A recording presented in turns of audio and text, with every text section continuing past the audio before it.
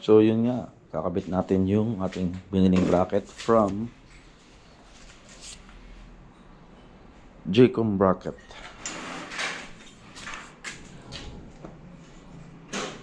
Kabit natin siya. So ngayon na rin darating yung ating in-order na top box. Bakit? May kasama na siya. Kaso parang kung stainless ata yun. Pero parang stainless ata.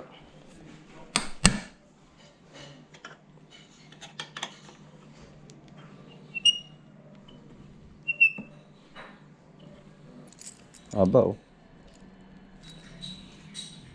Mas maganda to. Ito kakabit natin. Ito yung original.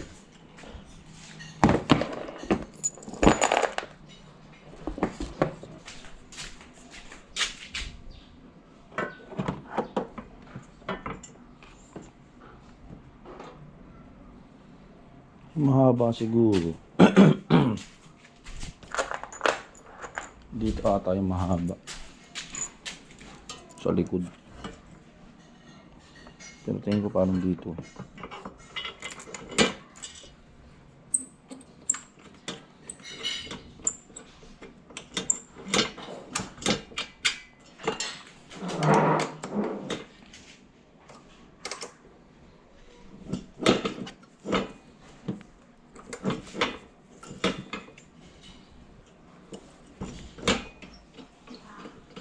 Parang hindi fit yung itong isa. Yung tornilyo na parang hindi fit. Masyadong mahaba, masyadong mahaba.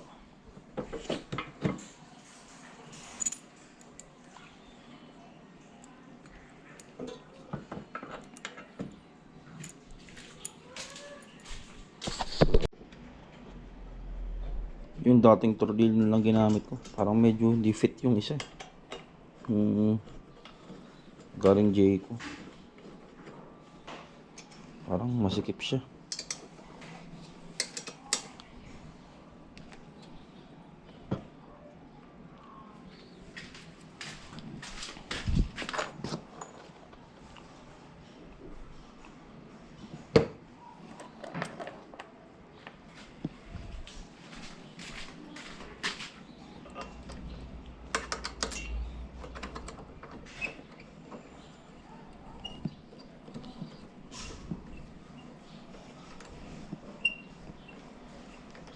Ginamit ko yung sa Jayco, yung sa huli, sa likod.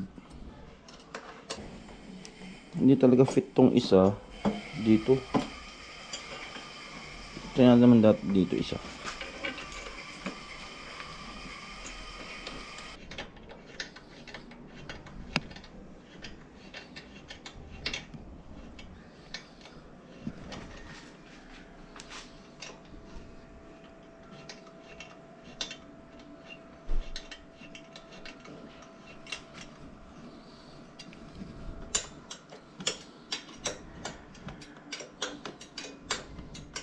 So yun na nga, nakabit na natin yung mga tornilyo. Isa medyo parang na-roasted na konti eh. Problema ako dito. Isa medyo parang na-roasted siya. Anyway, okay naman na. Pero ito medyo na-doubt ako. Medyo na-lost thread. Ayaw na siyang humigpit gaano sa dulo.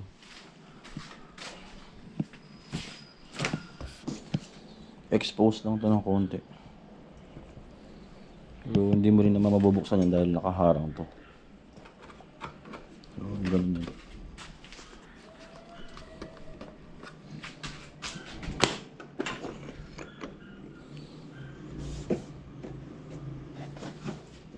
Wala yung takip nito.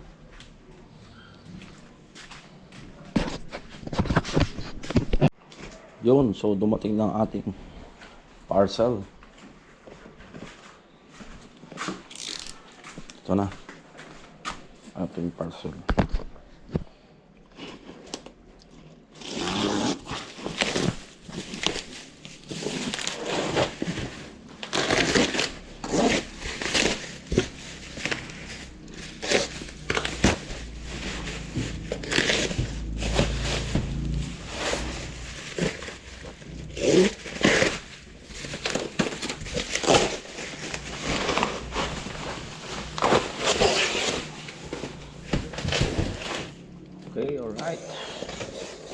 Ito 65 liters. Top box. Na babagay sa ating motorcycle. Okay. Wow, laki.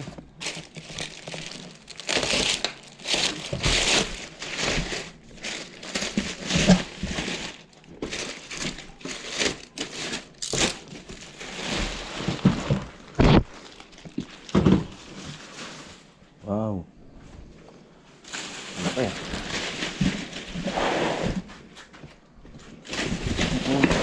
Higaan ng pusa. Gawin natin higaan ng pusa.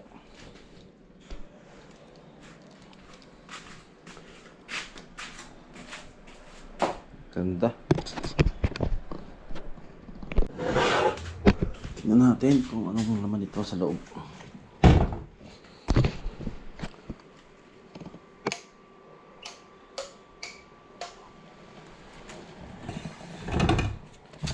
Okay, may susi. Aluminum. Plastic. Laki. Grabe. So ito yung sa sandalan niya sa likod. Ito, saan to? Atin. Ito para saan to?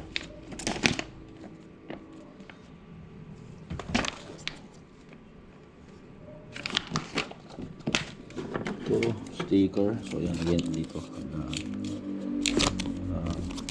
Safe for safety. Susi, bracket. So kabit na natin to. Hindi natin patagalin to. Laki oh.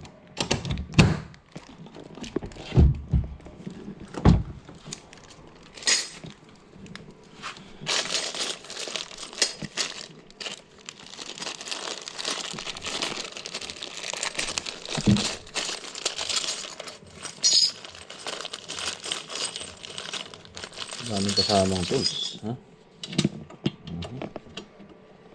So ito ang kukunin ko.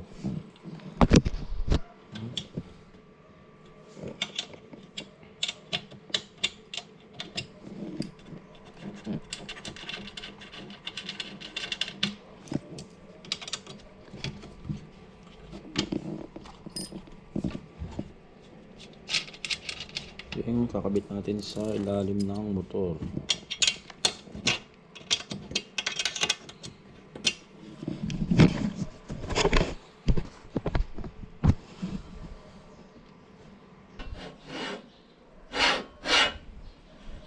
So dito ka magtutornilyo. Maganda yung nabili ko na ano, na order ko na top box, metal lock. So hindi mo siya basta mahuhugot kasi may ganito. Tapos ito 65 liters to. Malaki. Ganda interior niya. Ganda. Malaki. So hindi pa to naka ano, dalawang tornilyo pa lang to. Testing ko pa lang yung ano niya. Ano natin sounds? Lakas sounds eh.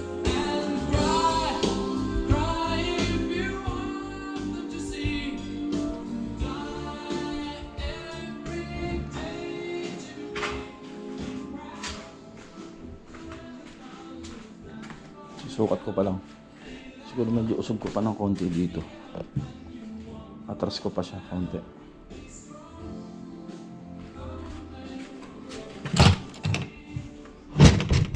Ay, bigat. Atras ko pa siya ng konti.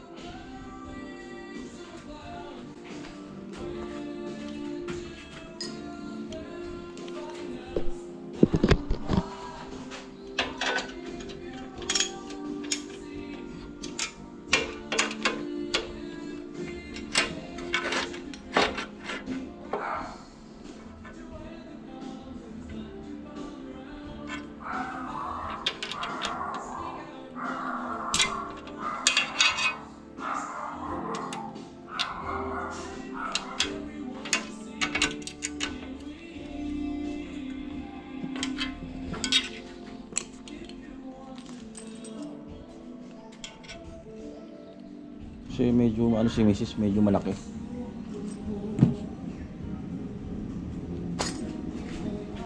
Tapos ko pa siguro konti.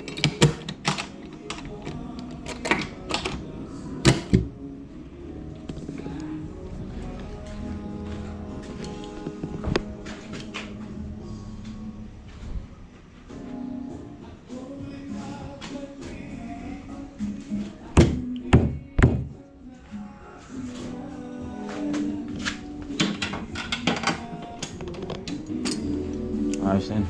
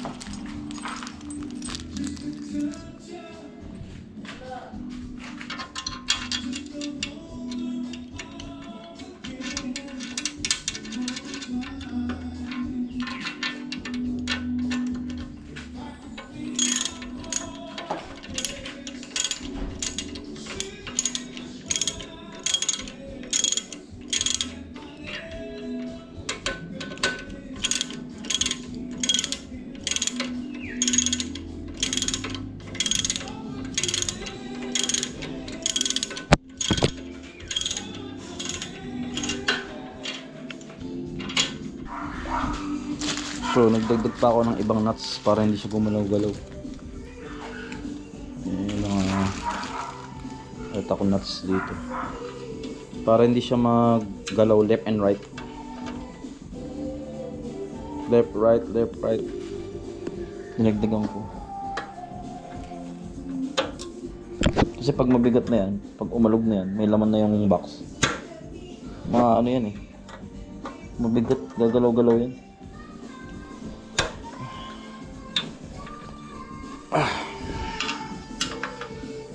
Kaya dinagdagan ko siya. O, diba?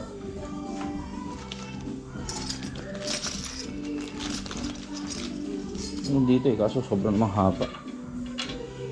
Goods na siguro.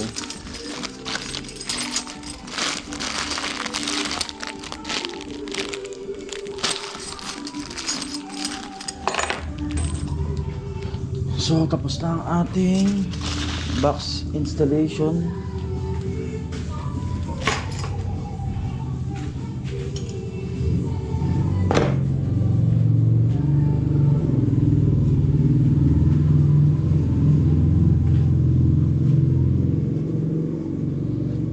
Pantay siya eh.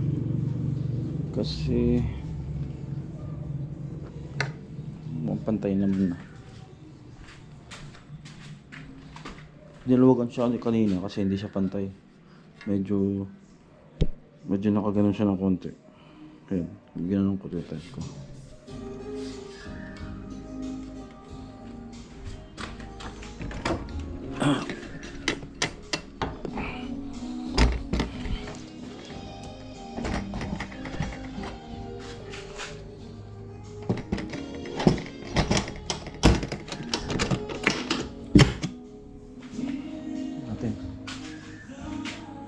Pantay na angle by angle.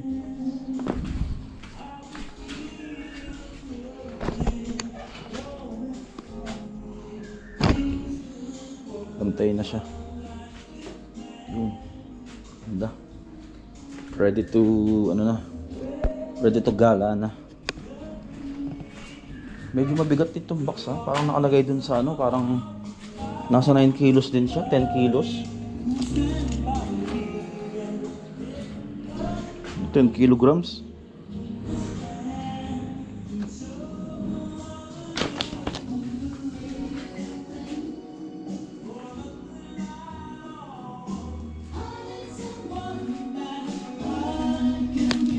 Ito yung kanyang susi.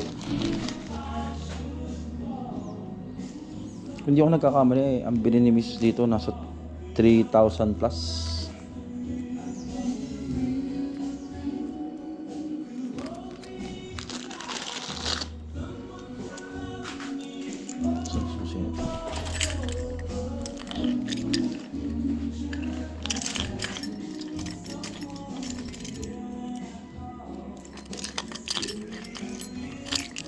dumami na yung susi niya.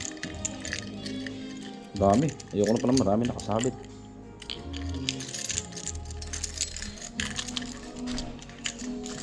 So, ito lalak na natin siya. Yan. Ang alisan yun. Ito, ganyan din.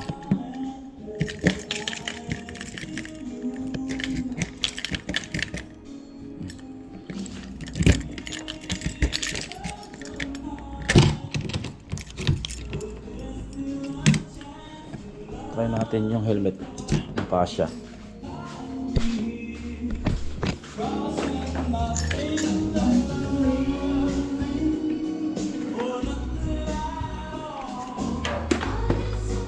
So ito yung helmet ko. Ito yung helmet ni Mrs. Ito yung helmet ko. Ito maganda yung helmet ni Mrs. Ito. Sabi sa kasya raw to. Pero sinukat ko na to. Kasya. Kasi merong kumot. Ay, kumot. Yung ano.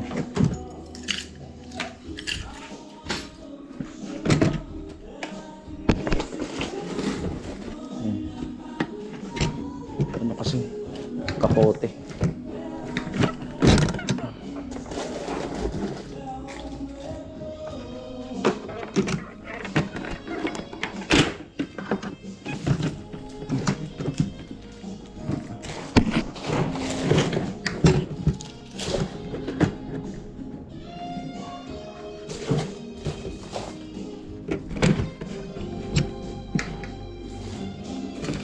Wow, kasya. Yan.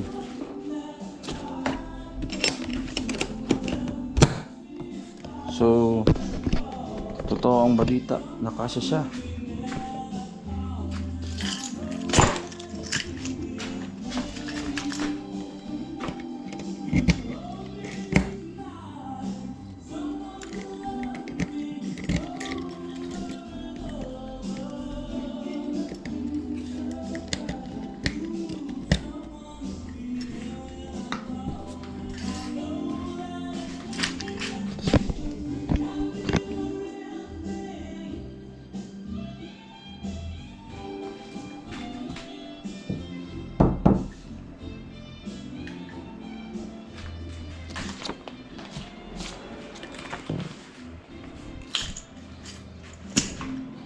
Yun, so kabit na natin itong handalan.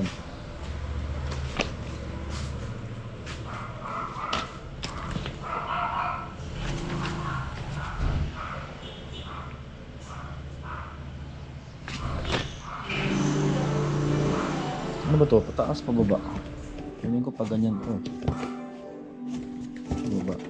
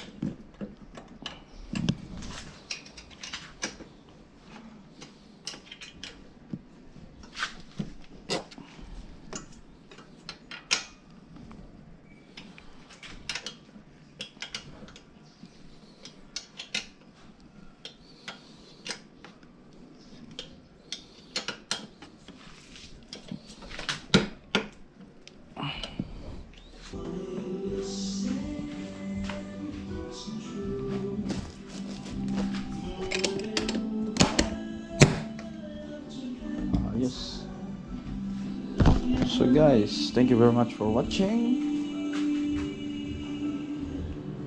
Ganda. So bracket from Jcom bracket. So sa to Shopee. Meron sa Shopee. Meron sa Facebook din pero Shopee na lang pwede na. Tapos ito naman ay Shopee din. Ito nasa ano eh, 3.5 to eh, 3.5. Meron siyang stainless.